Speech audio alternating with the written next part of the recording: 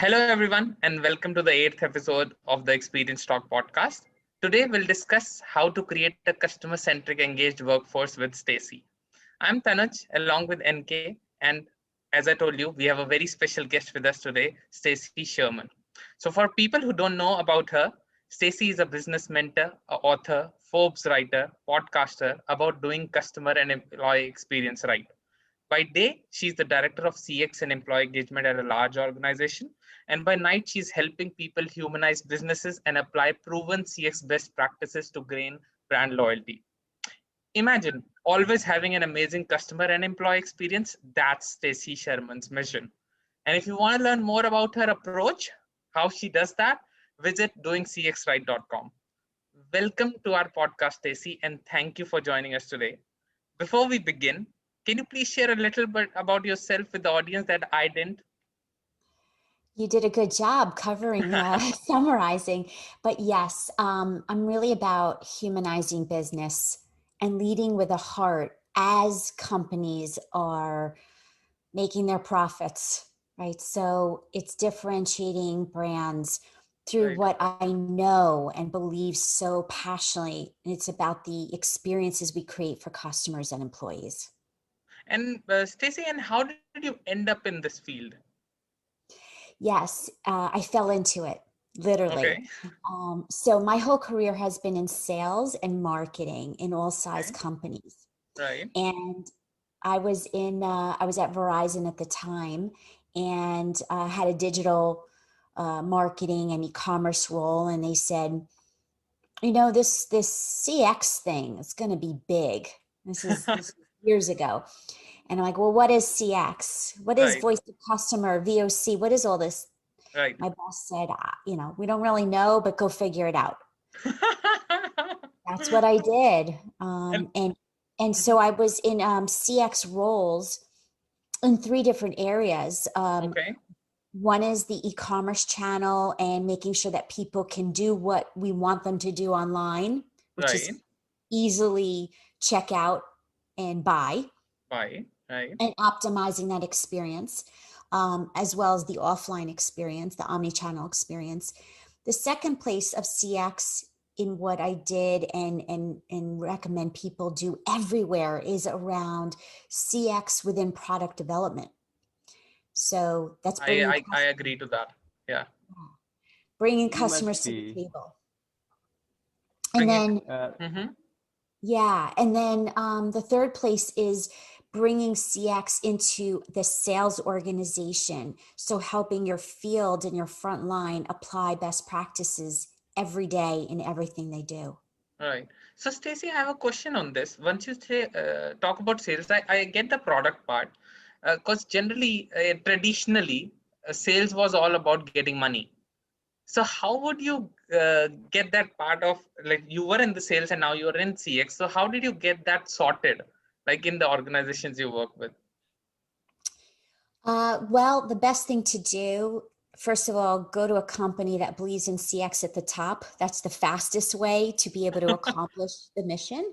Right. Um, but for people listening who don't have that support and champions at the top and the bottoms up as well, Right. that I recommend a pilot program. So show people why customer experience matters. Take an initiative Right. and show them the how, the why, the measurement, and how by having the CX practice in place, and there's a lot of Mm-hmm. different tactics, Right. how it will help you not lose a customer, prevent churn, Right. keep your promoters and your happy customers loyal, and so on. So you'll start with a pilot project for the companies where people don't believe in CX right now. So you are kind of like a new hire or a new person doing CX and people don't know about it yet. And you want to start with a small pilot that proves what Yes. CX is. That's a really great recommendation, Stacy. So, okay, so we'll come back to the topic now. We wanted to talk about customer-centric culture, right? So, Stacy, everyone speaks about creating a customer-centric culture, right? Like everyone does. But what exactly is customer-centric culture? It's where everybody in the organization owns the customer experience, not one person, not one department, Right. Not one team. Everyone owns the customer experience. So it's the front line, but it's Right. also your finance team, your back office team, Right. everyone who affects the customer journey. And so when everybody owns it and really feels it, Right. then that culture is where they work for the customer. And even if it means that sometimes it's breaking a process so Mm-hmm. that the customer is happier, sometimes it means that. And it's working together to make sure that things are done very methodical, intentional, Right. but with the customer at heart. Okay. And so, like the way you are explaining it, Stacy, it looks dreamy to me, and it looks really good as well. It feels like, okay, this is a I dream that a company should be like I this, am right? I feel Yes, like and where I am right now means like it was so much of imbibing stuff, Stacy's. It looks pretty simple, pretty easy. Wow, let's do it. it looks Go ahead. dreamy. It looks like that I would want to do it. But uh, Yeah, Stacy, the thing is, you mentioned about finance, you mentioned about sales, you mentioned about marketing. How can they all come together and own something like CX? Very easily, very easily. So Okay. the answer is you start with the customer journey map. Right. You walk in the customer's shoes. Here's the magic word: Right. together, together. Together. Okay, so you're mapping out how will customers learn, buy, get their product or service, pay their bill, get help, customer care. Every point of the journey of the experience has to be co-created. Right. wow. That also makes the teams feel empowered and ownership to Right. the big picture. Okay. So you start with bringing everybody together, but Together. then it's not over. Then you need to validate that what you designed actually meets the real customer needs and expectations. So you Okay. go validate that.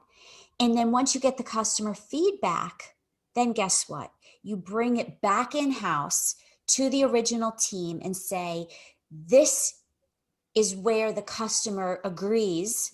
They love these different points, but you know what? There's a gap.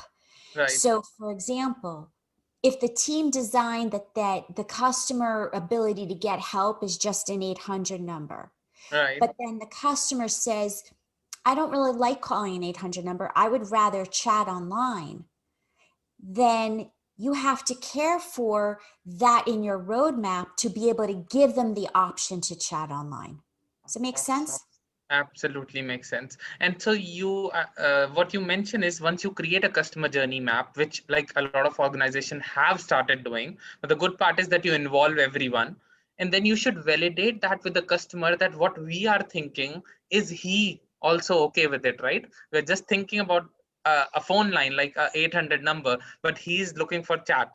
So that is where you validate your customer journey map with the customer and then put those things in the roadmap. Correct. He and she. He and Uh, she. diversity of customers, right? Diversity, Yes, inclusion. absolutely. So yes, absolutely. And so it's the collaboration of customer experience that's what's doing CX right. And let me just clarify one thing when I say it's Right. easy. It is easy. The reality is that because companies have so many silos, Hmm. it it's complicated, Right. but it doesn't have to be. So, and how, like a new CX person, Stacy, how would they i- involve or like break these silos? Because I can feel it what you're saying in a larger organization or even in a growth stage, sales is owning something, marketing is owning something, product is owning something, and they don't really talk to each other like they are supposed to, right? And if they don't do that, then making a great customer experience is not that easy, right? So how does a CX person get all those people together? It's like a job of a CEO that that person does. Correct. I consider the positions I've been in leading organizations that we're the glue. We're the glue to all the departments so that we can bring everybody together and have the collection of thought leaders and doers together, because at the end of the day, there might be different departments, but to the customer, it's one company. One company. So I feel like that is part of the CX role and the value that we look at things holistically, the entire journey. And that's also, I want to stress this, that many companies think about customer service, and customer service has been around forever, but that's not the customer experience. That's one part. Part of it. Yes. Absolutely. Yeah, I agreed. get it. And Stacy, once you join a company or you work with, like you told us, you work with a lot of organizations, how do you identify that that company is not customer centric, or any company? Well, first I go through a series of questions and audits. Okay. Are they measuring customer experience today? What are they Right. measuring? How are they measuring it? Are they getting too deep into the insights of why the customer is happy or not happy? Okay. So I look at that. I look at how the internal teams are working together and where are the gaps, because when employees feel valued, included, great communication, the customer sees and feels it too. Right. So there's a lot of components of a CX framework, but truthfully, I start with the basics.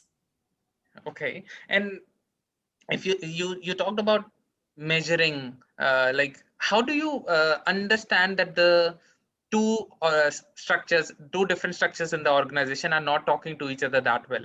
How do you identify that, Stacey? You talk to people, you talk to employees. It's I don't mean to be so basic, but it's true. You talk to the employees, you talk to the customers. There's no reason to guess Right.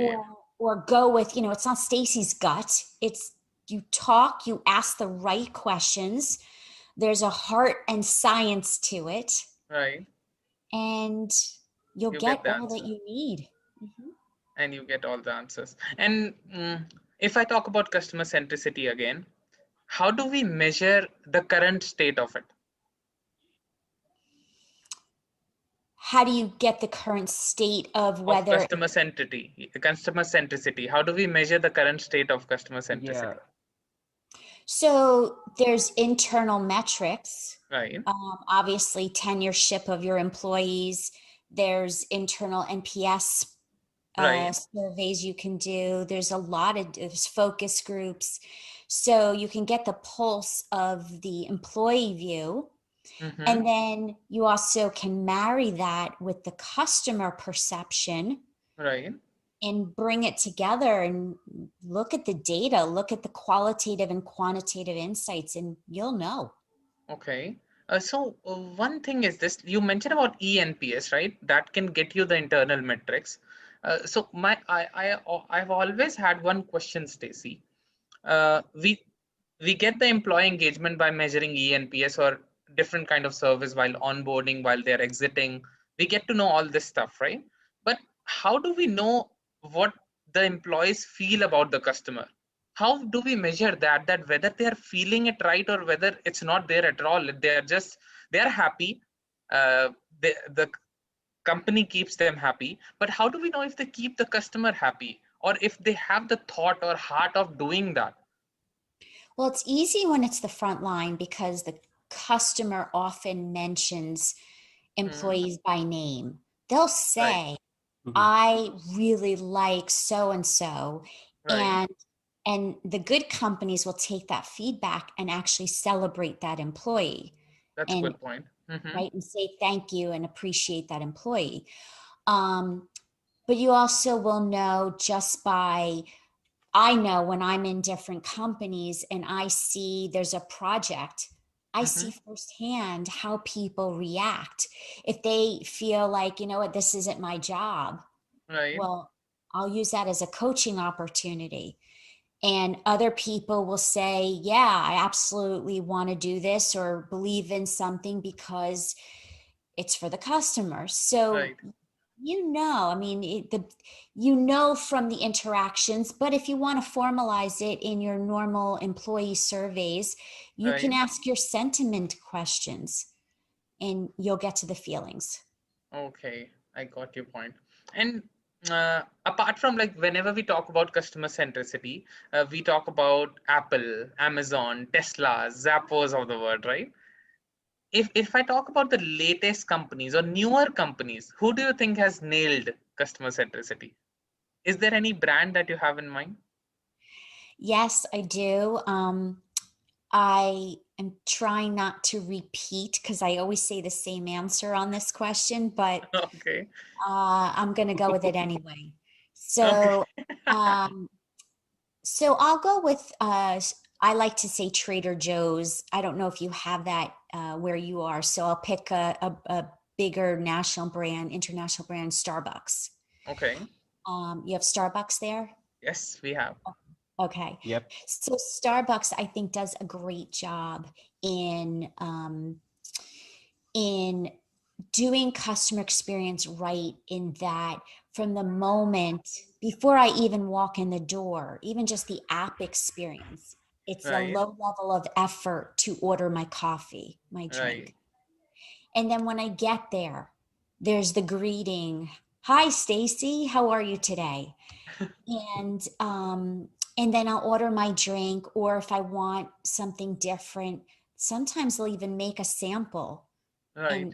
and see if I like it first, right? Those are wow moments. They're easy and they matter. And then if there's a mistake, Right. they don't ask questions. They just redo it. So Awesome. all of that is what brands can easily do, not just a coffee company. And would you know how they were able to do this and how much time did it take? For how long you have been visiting Starbucks? Have you seen a difference, or is it like always been like this? I believe it's always been very customer centric. However, I do see that they are optimizing the experience. The app is getting better Okay. every time. I see that they'll send me feedback surveys to get my feedback so they can make improvements.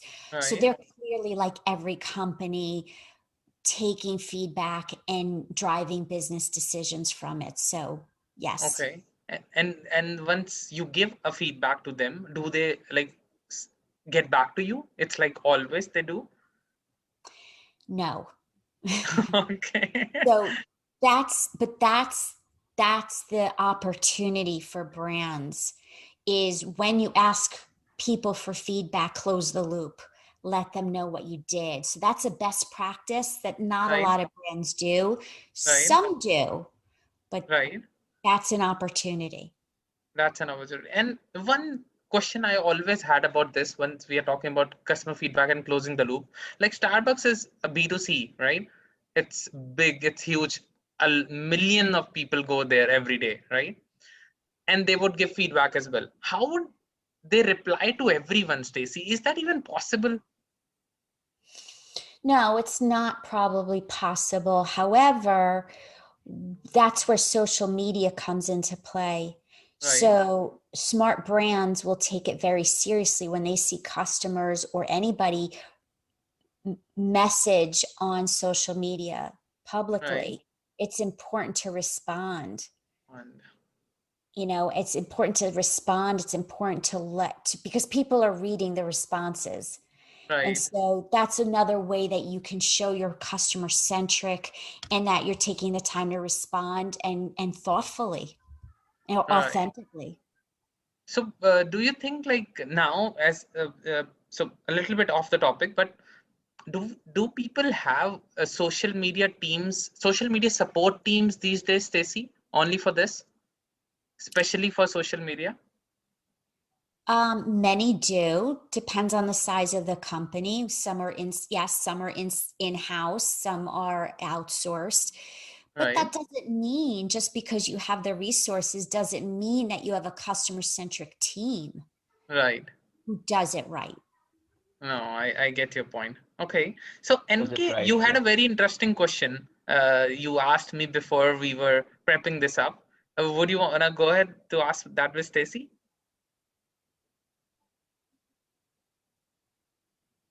Yeah, absolutely. I just want to make sure that you can hear me well. Yes, we can. Yes. Okay. So yeah, I think first of all, thank you so much, Stacy. Like I have been in the customer experience as well, but you have been like so great in your explanation. It took me so easy to understand these processes. So thank you so much, first of all, to getting to sharing your views. It was really nice to hear from you. Thank you. Uh, the one question that I have is, what are the top challenges like a growth stage company has when they want to initiate or to be a part of a customer centric culture? They want to create a customer centric culture in their organization. How they should, what steps they should take, how they should initiate the process? I would start with the employees and what is their perception of the customer experience. What's their Mhm. view? If there's no journey map that exists, well, Right. what do they think it is? And where do they think Mhm. that they impact the customer experience and understanding so that you can really communicate and train where it's needed? That's the first step. Okay, that's a really good part. And once you, And so what would if be Mhm. the what Go ahead, NK.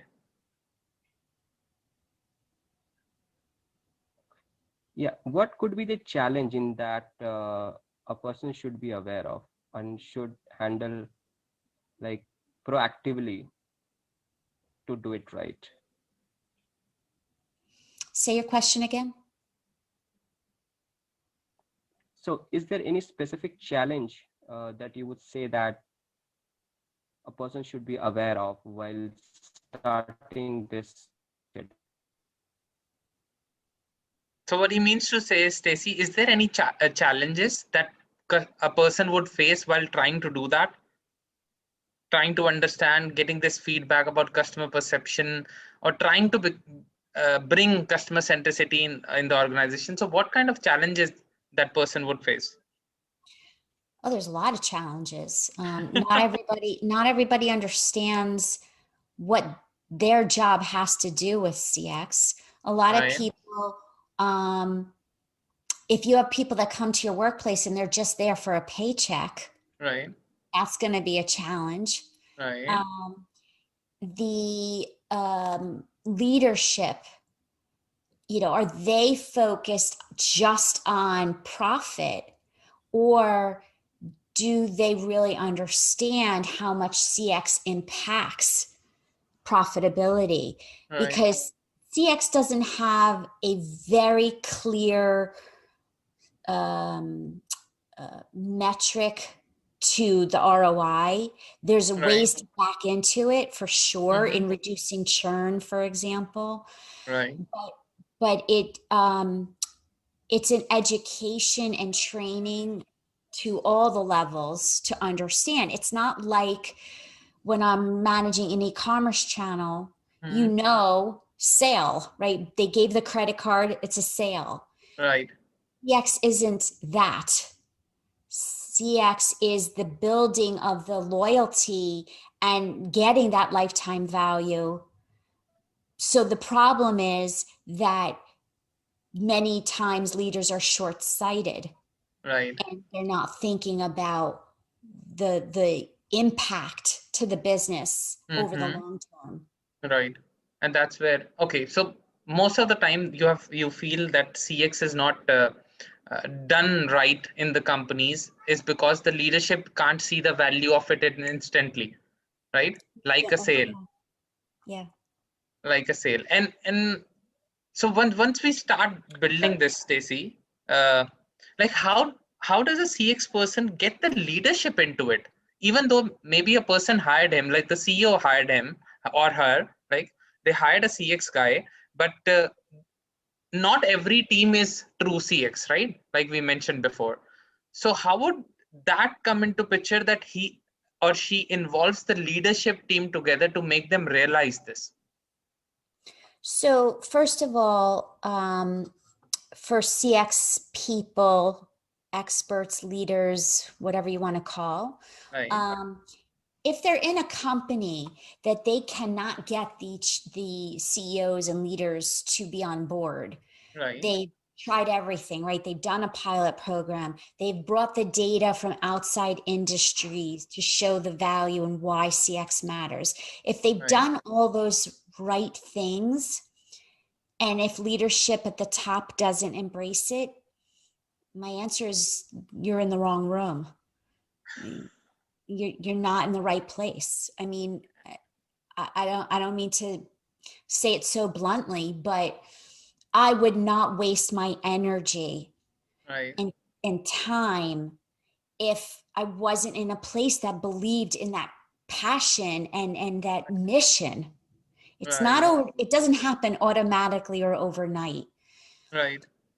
but customer experience and the methodologies and the practice and the technology and the resource investment, if I mean, that's what it takes. And so that's a really great point, Stacy. See, If you're looking to have a leadership team like this as a CEO, how would you hire people in sales or marketing or product which might have this uh, mission, or they want to improve customer experience? They have that in their head, they believe in it. So how would you hire and look for that person? Because looking for a CX person would be easier in that sense, but how would you look for a marketing or a sales leader who believes in CX? That's a great question. And before I answer that, I do want to highlight how important it is that the CX teams and human resources work together Right, in in that hiring practice and even the exit interviews. Why did employees leave, and using that insight, right? So that partnership's so important. right, Um, but I also believe you're right. Not everybody is a CX strategist, practitioner, trained, right. certified. Although I recommend the online course I did, I do recommend it. If anybody wants to know about it, I'm glad to share. Right, I do recommend no matter what. But um, I would say that I like to look for examples in the interview process of how have you solved customer problems? What's your okay, approach? What was the issue? What did you do? And okay, how did you know it worked?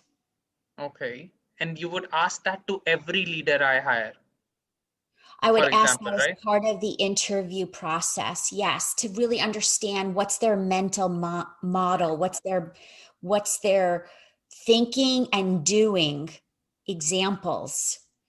And then the other thing is, I will ask some basic questions about to test their knowledge about how do you measure customer satisfaction. What do they know? Do they know even the basics, or they know nothing? Nothing. And here's the other thing. When I interviewed someone and they went into how much they knew, example, NPS, Right.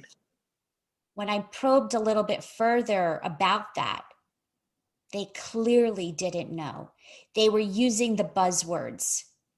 And immediately, I was done with the interview in my head, Right.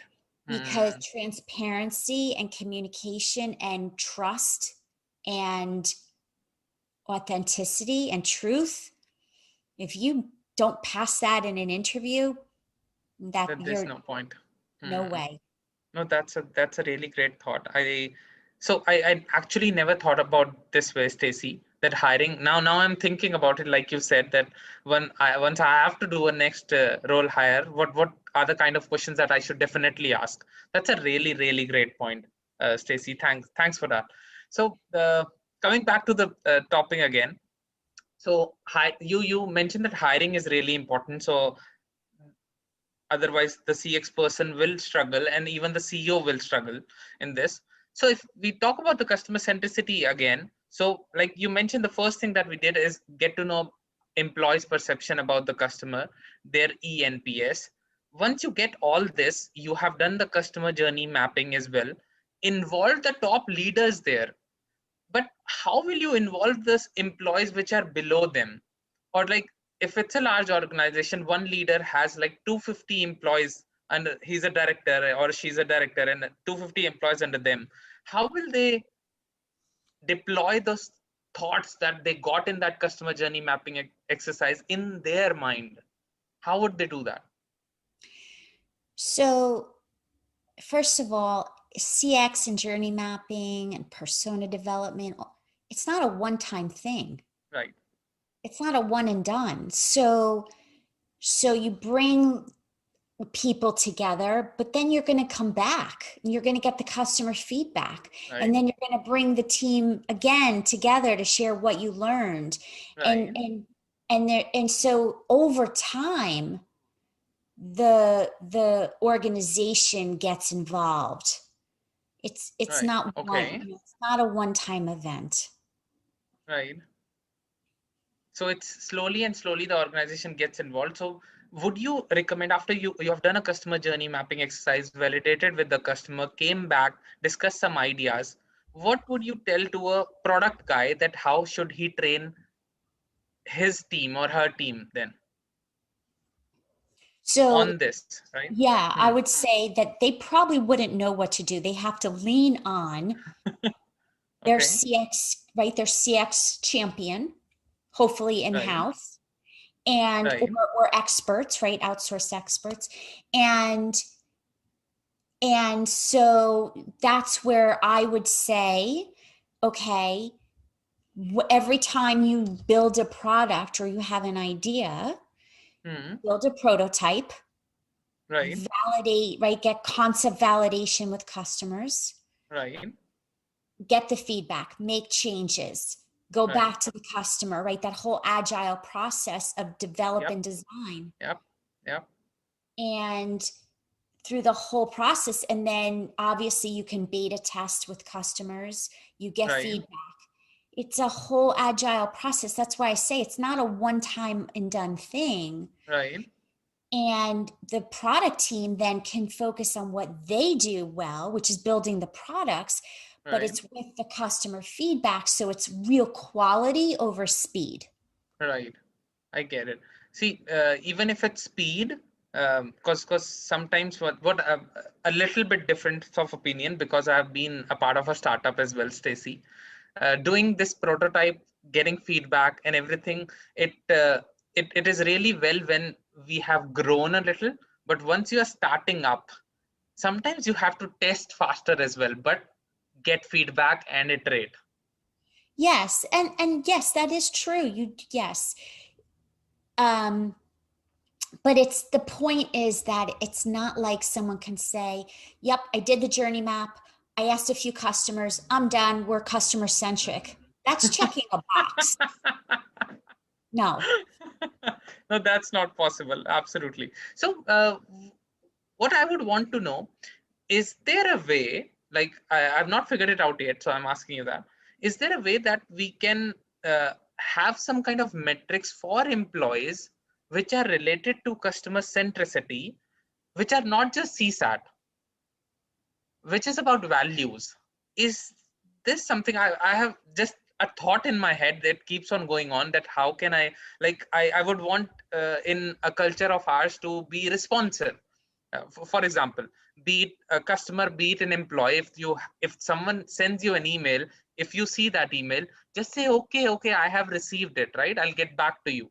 So being responsive, this is the some kind of value that I want to add in the organization, that the people should be responsive. So have you done anything like that, that we can measure this stuff as well? Well, it's closed loop, right? It's a closed loop Mm, process. So yeah, I mean, you can measure that people took action. right. Um, and it's all part of driving employee engagement. Right. So yeah, that could be a whole nother hour. so for next time then. Okay. uh, what would you say is the most exciting ways to get employees involved? I like to focus on knowing the employee and knowing what they love to do. I Okay, completely believe that when you love what you do and do what you love, it doesn't feel like work. So absolutely. understanding what each person values, what's their why? Okay. My favorite author, Simon Sinek, start with the why. Yeah, I Know each have the book person, right here. know each person's why. Right. If they don't know their why, help them. And Okay. then align projects Hmm. that speak to their why, because then they're going to be excited. And when they're excited and happy and feeling valued Right. and included, that's how it works. That's how the magic works. I actually love this idea about, like, even if we hired employee for something, but they were just doing it, and they would want, if we ask them their why and they want to do something else, let them do it, right? At least for a tiny bit of time, let them do it so that they can feel it. Even if it's not their job. I'll have Right. people say to me on my teams over time, this isn't my role, but I know that the team is doing XYZ and I'd love exposure to that. I'd Right. love to learn that. To me, absolutely. Yes. That's Let's get you to the table. right. And so then they feel heard, they Mm-hmm. feel like they matter, Right. and then the job, the results happen because of it. You are absolutely right. So this is a really great idea. So I'll tell you a little bit what we did, Stacy, which worked, but I never thought how you are saying it, but we just did it. So we wanted to fix the onboarding of our platform. It's a B2B customer feedback. So once we wanted to fix the onboarding, and we were like, okay, why only 40% are able to do the job we want them to do once they log in, once they sign up for the free trial, right? And so for the first time, we involved developers as well. Generally, it's a part of product and UX who does this thing, right? Fixing onboarding. Generally, it's about that because they are the people taking feedback. And for the one time, we had a Friday off that you're not going to work today. The only thing that we are going to work on is how we can fix onboarding. We divided 4 to 5 teams that, okay, this is the problem statement and how you can fix it. So they came up with such good ideas, Stacy, that we could never feel that even developers can give those ideas. That was the first time I realized that how everyone's voice matters, and people loved that exercise. And now they keep on asking, what is the next problem that we can solve like this? Yeah. So so so it was not about asking them the why, but we just tried it and it worked. But now the way you have mentioned about, if I ask a person that he wants to do something else as well, asking their why, then I can involve them in other parts as well, which they would love. Yes. Yeah. That was an excellent suggestion, Stacy. Really. Now I understand why the book says so. Yeah, yeah, it's look, all of this that we've discussed this time together, it's all about humanizing the workplace. It's Right. about humanizing business for the greater good. Right. And that's that's what I'm, that's what I'm passionate about. And it takes a village. It takes everybody really operating that way. Right. So I hope that we change the thought process and the behaviors. Even if it's one person that listens to this today, then it's a Right. good.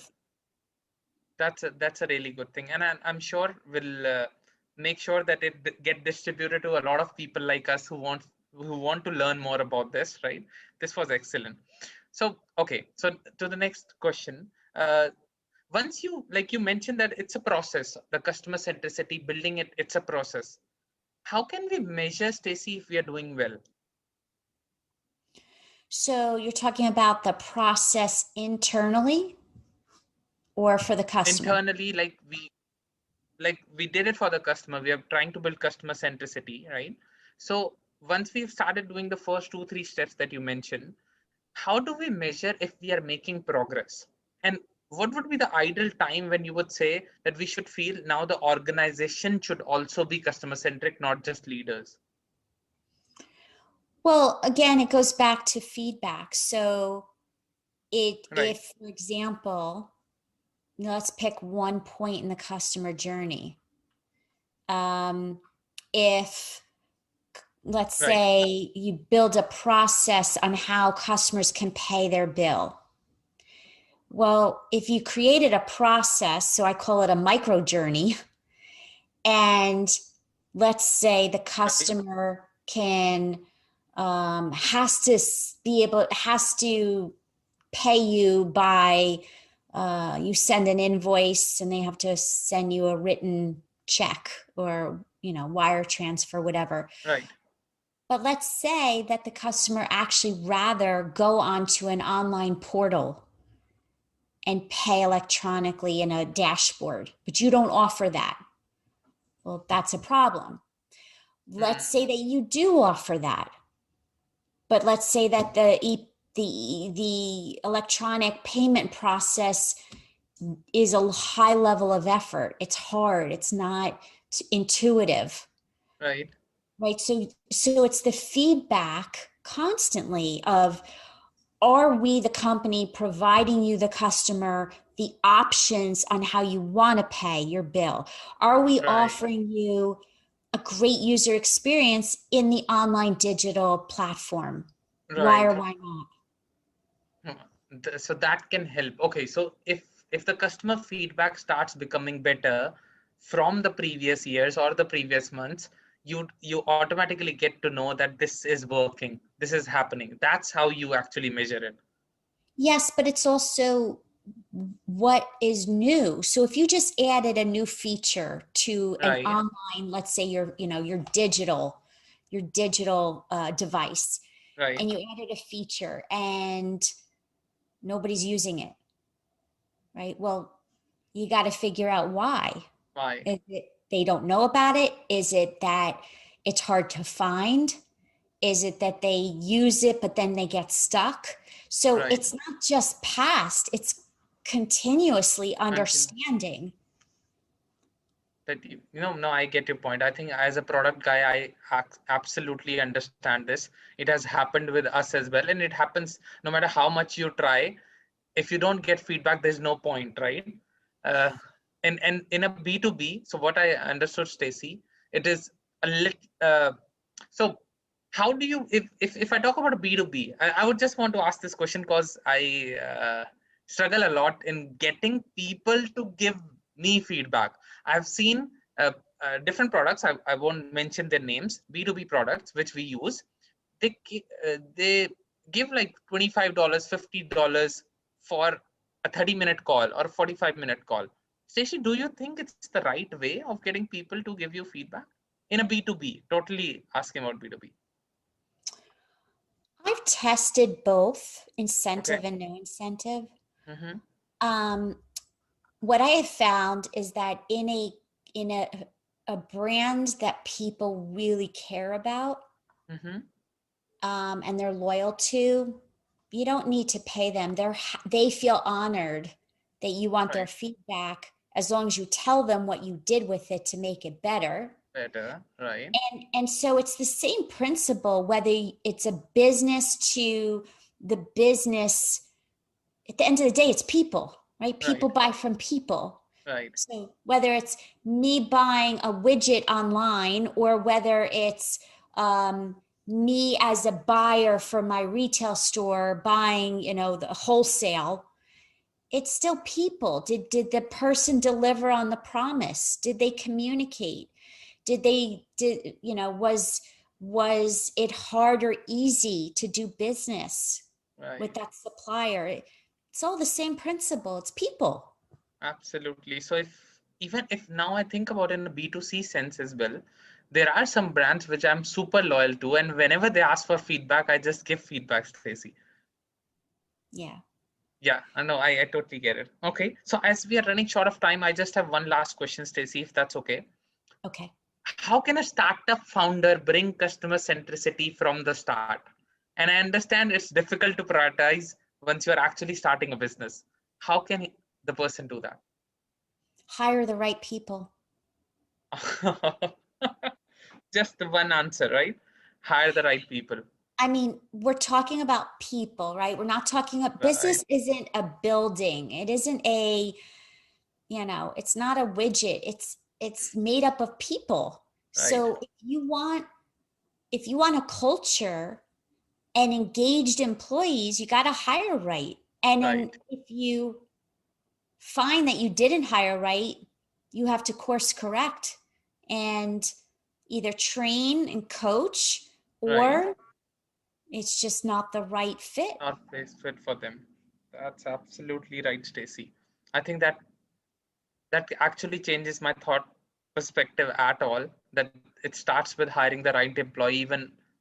Even at the starting, if you do that, it's really easy for you to go ahead with that culture. This is an amazing answer, Stacy. Thanks a Yeah, lot for this. Yeah, yeah, go and ahead. one other thing I want to say before I don't change my answer, but I want to say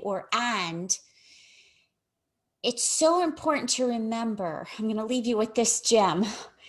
It's it's important to remember that we are all not just employees, but we're customers. So if there's times I've been on an interview process where the recruitment and interview process was not good, Right. even if I didn't get the job, but the experience of the HR process of the interview was not good. I remember, and I won't buy from that brand. So that So, also happens. Wow. so, so you have to remember not just to hire right, but also make Hmm. sure that your recruitment and interview experience is best in class, because you could lose a loyal customer in the process. Yes. Okay. So once you're hiring the first HR as well, just keep that thing in mind. Ask about a problem they solve for the customer. Maybe they didn't do it, but maybe they did for the employee, right? So ask something related to customer or employee experience to everyone who you interview as a lead in a leadership role, right? This is amazing. Yeah. Yes, but what I'm getting at is apply the customer experience best practices to the hiring process. So what I mean Yes. is, when you interview someone, you communicate what's the next step. You communicate that it's not just a canned email, but Hmm. rather personalize it, Right. because the person interviewing might be a buyer of your brand. Right. So Absolutely. Mm-hmm. they'll remember the experience just even going through an interview process. That's what I'm saying. Yeah. So it all makes sense now. And you were right, it's a gem actually. I know I could never maybe I did not interview at a company like this where I would buy from the brand, so it never got in my mind, but now you say it, I can feel it. Like it is lovely. Thank you so much, Stacy, for sharing your super great insights with us today. To be true, at some of the time I actually felt goosebumps while listening to you, Stacy. It was so lovely talking to you, and we hope this podcast helps a lot of listeners bring this customer centricity, the CX culture inside their companies, and hire right, which is one thing definitely I'll always remember what you said, Stacy. And thanks a lot, everyone, for listening in. We'll be back again next week with another rocking CX thought leader like Stacy. Till then, stay safe and good day. And Thank you. And if Stacy, you anybody, yeah, I was mhm. going to say, if anybody, wants to continue getting valuable, actionable tips, um, subscribe to my newsletter, because it's free and there's a Right. lot of resources. So doingcxright.com. Right. Definitely, I would recommend that because I've done that myself. And Thank Stacy, you. it would be so lovely if actually I can talk to you every month like this. Speaking about different problems that I'm having and just coming to Stacy and listen to that. It's lovely, Stacy. Thank you so much for sharing your thoughts today.